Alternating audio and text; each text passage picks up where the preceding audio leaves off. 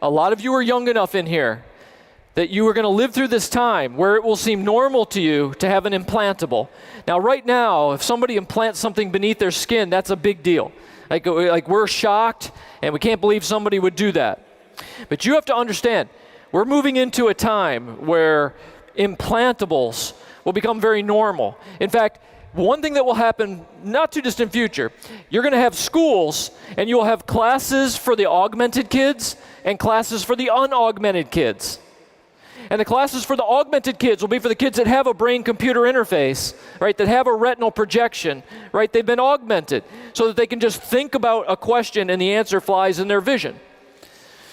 Now, when you have a class for augmented kids and unaugmented kids, I can tell you what happens right away is that Johnny comes home from school, and Johnny talks to his parents and says, how come I'm in the unaugmented class? All the augmented kids are 2 years ahead, and they're cooler. How come I'm in the unaugmented class? And you know what will happen from there. But what happens in the workplace, right? What happens when we both go in for a job, right? And when they interview the two of us, they interview me and I go, no, I'm not augmented, I'm natural. I don't believe in that, I don't want all that stuff in my body, no way, I'm old school. You go in, you're like, I'm highly augmented, I got it all. I got $200,000 worth of high augmentation. Right? Who are they going to hire to do the job? Right? You're in. I'm out. So, I just want you to understand, for those of you who go like, oh, I would never be augmented. It'll never happen. I would never be cyborg. You won't have a choice. Either that or go live in a tent, which is okay, right? You can go live in a tent. But for a lot of people, they'll have to be augmented. But again, you understand there's always a downside to this.